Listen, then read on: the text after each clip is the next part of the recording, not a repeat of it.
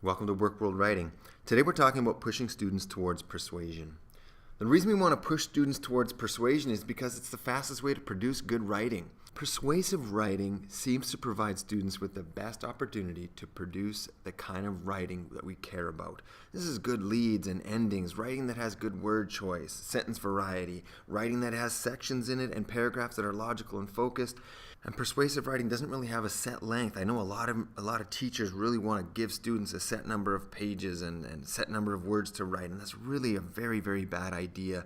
Students, when they do that, they try and craft these long sentences with lots of filler words and weak words. Their thoughts usually are not as focused. They're all over the place. They're babbling. They're repeating things needlessly. Persuasive writing, especially writing that we see in real articles in the real world, there's no set length. It's all over the place, and so I stress that as well when I'm having students focus on persuasive writing. And then persuasive writing is also a great opportunity for students to learn about voice, which is a tough thing to learn about, but a very valuable thing to learn about. Okay, so what do I do if I want to push students towards persuasion? Right away, I get their topic T-charts out. I need something to write about. I need them to pick a topic, and I have a video on this. You can click the link to get there. So I'm going to choose a topic. I'm just going to choose fishing, and then I'm going to take students to Steve Piha's CPA chart. You can go to his website and learn more about CPA chart. I've also made a video about it. And I usually get students, to take a stab at this CPA chart and then call me over to take a look at it. And usually I'll say something like this, their main idea, fishing is fun, and then they'll write down some key details. It lets me be with friends, I get to be active, and I get to connect with nature. And it's at this point that I'll sit down and I'll start to push them a little bit.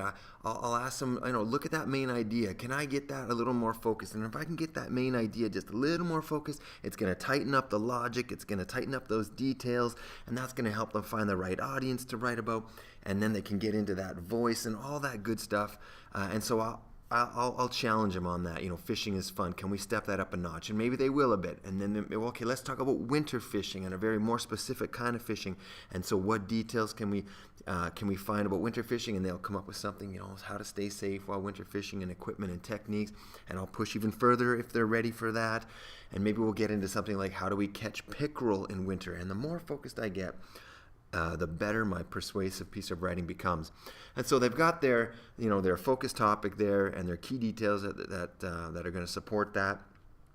And I'll try and ask them, hey, what do you want your audience to think about when they're done? What do you want them to do? So maybe they'll come up with something like catching pickerel in winter is one of the more challenging fish species to catch, something they want to do, try pickerel fishing once each winter, or maybe try and beat the record that's out there for pickerel fishing. And then we get to talk about the audience, and that is really where voice comes into play. When I know who I'm talking to, then I can start to play around with my voice in writing, and that makes the writing really powerful. And so maybe I'm writing to novice fishermen, and I will use a different voice, different word choice, a different tone and attitude than if I was talking to an experienced fisherman. Maybe if I'm talking to young people, like teenagers that are going out fishing, I'll have a different style, a different voice than if I was talking to adults. And once I pick my audience, then I can think about what kind of questions that audience is going to have.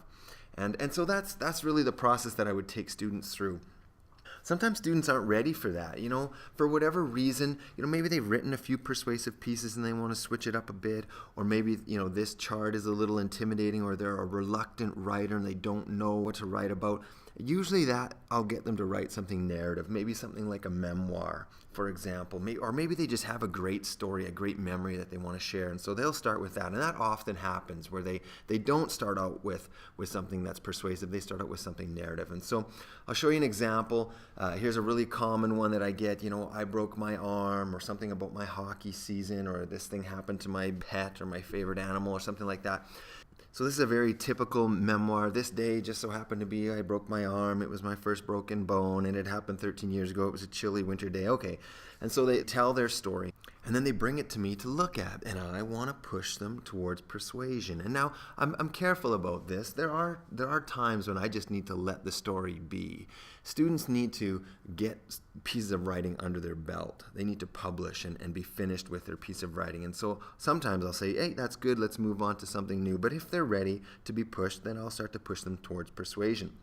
One of the first things that I do is I'll ask them, who who do you think cares about this story? And I'm not being rude. I'm not saying who cares. I'm saying who does care about it? And they'll say, well, I care about it, and my sisters were involved, maybe my parents or my grandma. And then I say, what if there was a way to make this story reach more people so that more people can connect with the story? You know, is there a moral? Is there a lesson in this story? And they'll usually come up with something, and the student that wrote this piece in my class did. This is what they said at the end. I think seeing the restrictions you have with a broken bone really deterred both myself and my sisters from ever wanting to break another bone, as none of us have broken anything since. And I'll push even further. And eventually, working with the student, it might come up with something like this.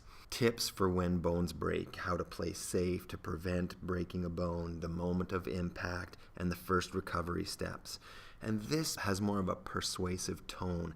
And then I'll talk to them about how each paragraph, each section can kind of feed into these points that you're trying to make. And when I do that, when I push towards persuasion, I often find that these memoirs or these narrative pieces, My Broken Arm, become something more persuasive, like How to Survive Broken Bones. The story of how my dog had babies becomes something more like Preparing for Newborn Puppies, and it has tips in there for people. My Great Goalie Season becomes a piece of writing for a larger audience, overcoming adversity.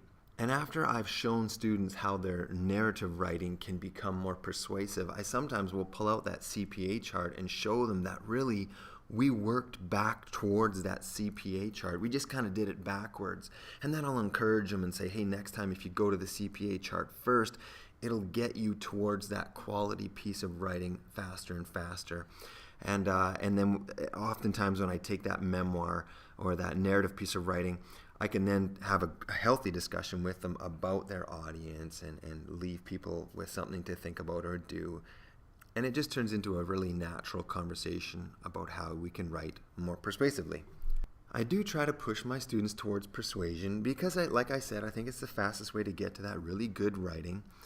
But I like to close with a couple pieces of advice. Number one, I found that the best way to run class is in a workshop style. Because everybody's not ready to be pushed in the same direction at the same time, because everybody's coming in at a different skill level, I need to allow for that unique pacing to happen. I need to allow for students to be working on their own pieces, the pieces that they're interested in, the pieces that they've chosen, and it just gives me that freedom to push students really naturally when they're ready to be pushed.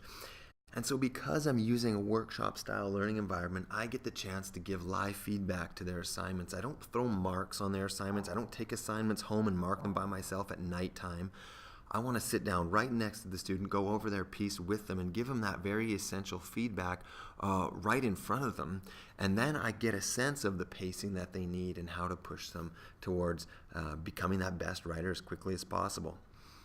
Thanks for listening. If you got questions or comments, leave them below, and more to come.